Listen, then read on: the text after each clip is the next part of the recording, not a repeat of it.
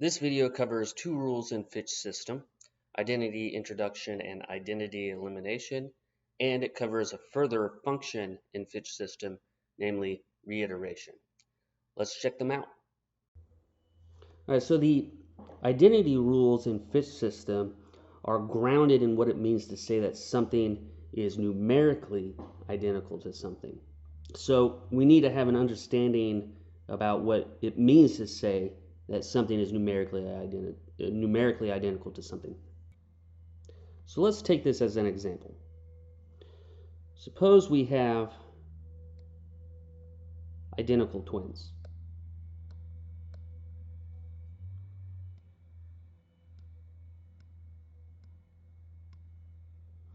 And this one is named Bob, and this twin is named Sarah. And since they're identical twins, you might be tempted to think Bob and Sarah are numerically identical.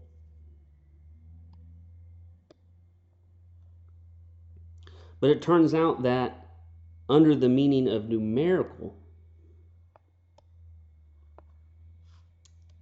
this is false. Because to say that Bob and Sarah are numerically identical, it's the same thing as to say they're one and the same person. But clearly, they're two people.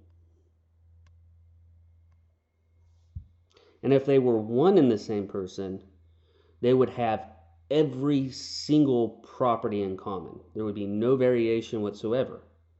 But of course, person one has the property of being named Bob, whereas person two has the property of being named Sarah. They actually don't have every single property in common. So this would be false. It would be, on the other hand, true to say of Bob and Sarah in this case that they are numerically distinct. In which case, we put a cross through that equal sign, identity sign, to say that they are distinct. And now this statement would be true. Let's take another example. Let's say, in this other example, we have a person. And it turns out that Bob, as a name, refers to that person, and Sarah also refers to that person. So now Bob and Sarah are one and the same person. It sounds like maybe there's two people because we have two different names, but it turns out that we actually are just talking about one person.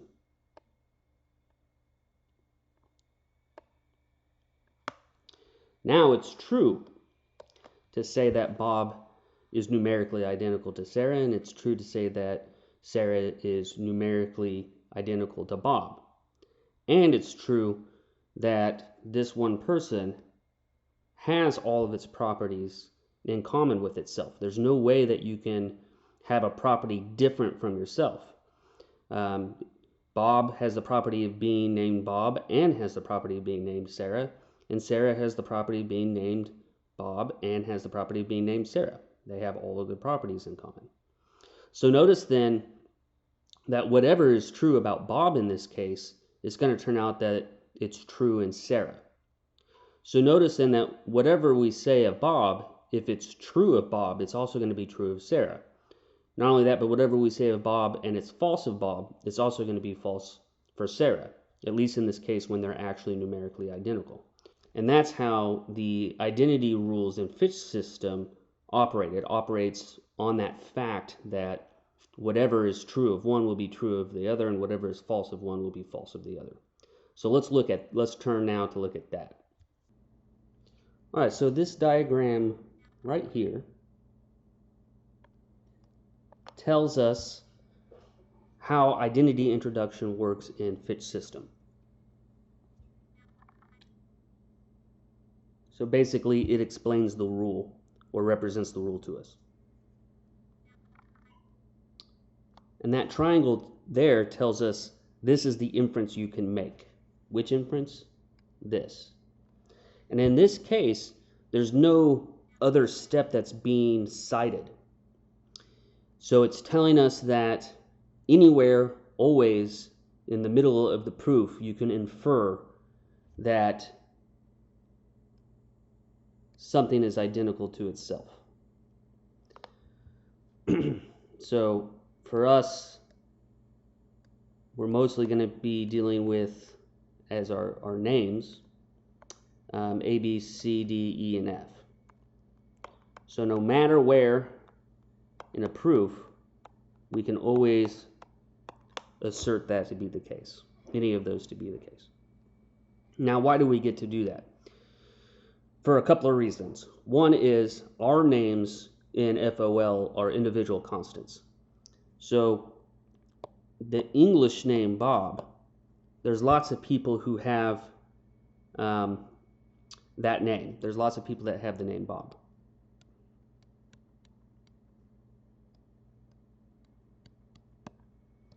And since these are different people, notice they are not numerically identical with one another. Unlike the English Bob, if we have the individual constant Bob, it can, at being an individual constant, it can only pick out one person, one object. So then if I say that Bob is identical to Bob, since this is an individual constant and so is this, there's only one object that this other Bob here can pick out, and that's this very same guy. And since an object always has to be numerically identical to itself, we know that anytime we assert these or this, it's got to be true. It's truth preserving. And that's why we get to infer it. Remember, we want our rules in Fitch system to be truth preserving. Well, it's always truth preserving to say that something is numerically identical to itself. It has to hold. So that's why it's legitimate to make that inference. Now let's look at the rule identity elimination. All right, so here's what the diagram for the identity elimination rule for Fitch system is telling us. It's saying that if you get to accept this to be true, and you get to accept this to be true somewhere earlier in the proof, then you get to accept this to be true. So up here, what this is telling us is that in some object has some predicate. So we get to, what we've got to accept that is true is that some property holds of some object. So let's flesh that out. Let's say we find out that A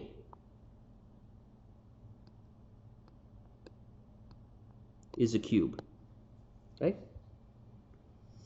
And then what we get to hold, what we get to accept here is that N and M are numerically identical.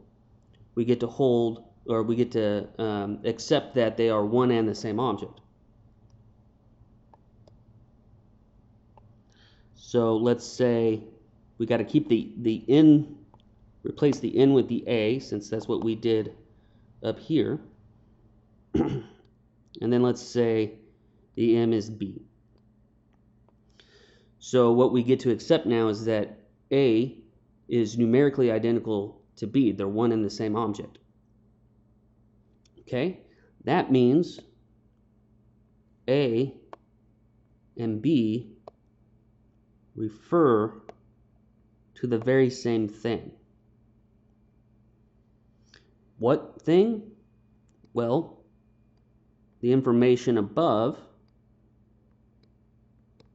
tells us some particular cube. Since this is both A and B, because A and B are one and the same thing, then whatever is true of A has to be true of B as well. So we know it's going to be true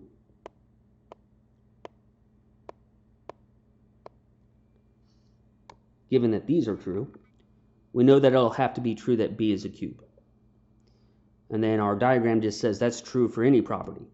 When you know that A and B are just two names for one and the same thing, then whatever is true of A is got to be true of B. So another way of thinking about this rule in this diagram is it's telling us that when we are informed that some object is really just one and the same as another object, then we can substitute those names out wherever we see them. So in this case of this diagram, when we get to accept that it's true that some object N really is just some other object M, then wherever we see N in a statement, in a proposition, we can just substitute out that N for an M.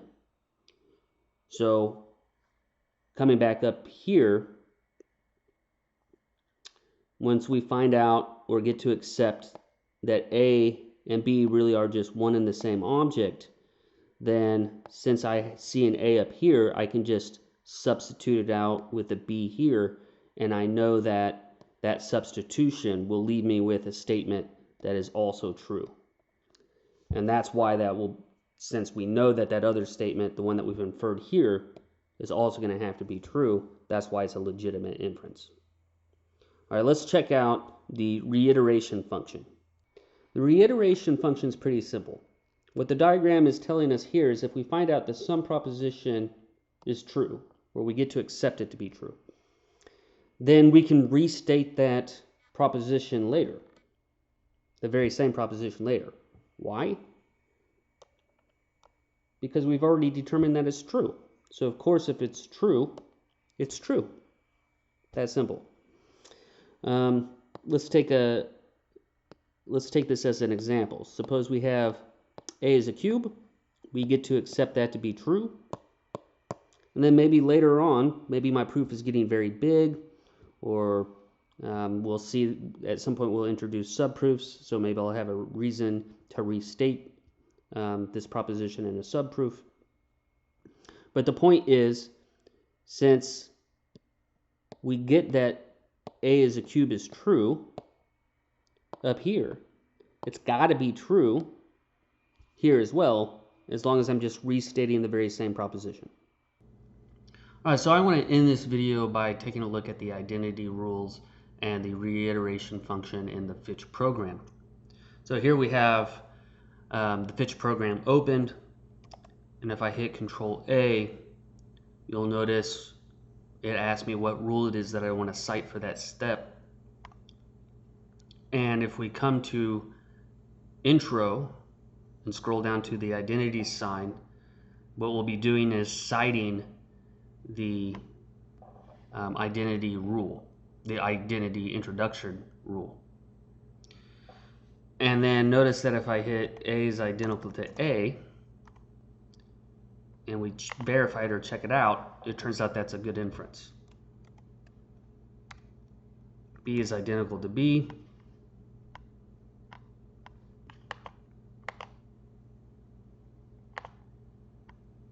Good inference. And that's because, as we said, everything has to be identical to itself. And since we know that A and B and any other of our individual constants or names in FOL will pick only one object out, saying that A is identical to A, B is identical to B, so on and so forth, will always have to be true no matter what, even if we don't have any premises, which we don't in this case. Okay. Let's say we do have some premises. Maybe we know that A is a cube. We get to take that as a premise. And then we get to take that A is identical to, let's say, E. Well, now I can come to my rule once again. Only this time we're going to come to the elim and pick identity elim. So that's the identity elimination rule. And And because A and E are one and the same object, which is what this says, and because A is a cube, well, E being the very same object as A is going to have to be a cube as well. So I can just substitute this A out with this E, given that step 2 is true, given that A just is E.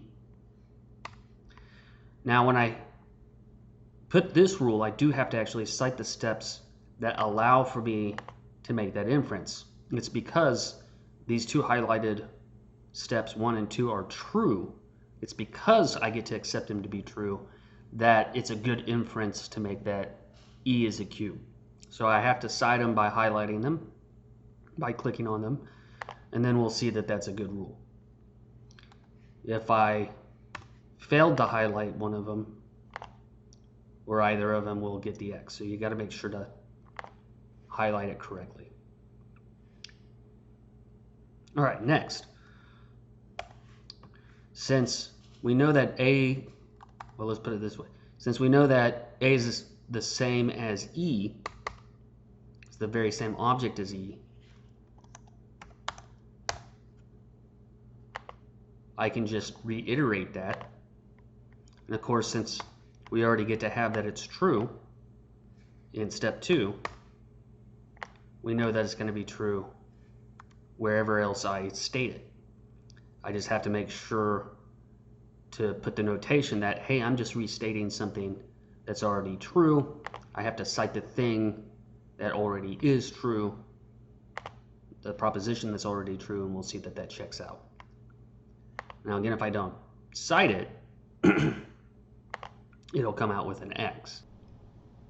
And that concludes our video on the identity rules and the reiteration function in Fitch. Thanks for watching.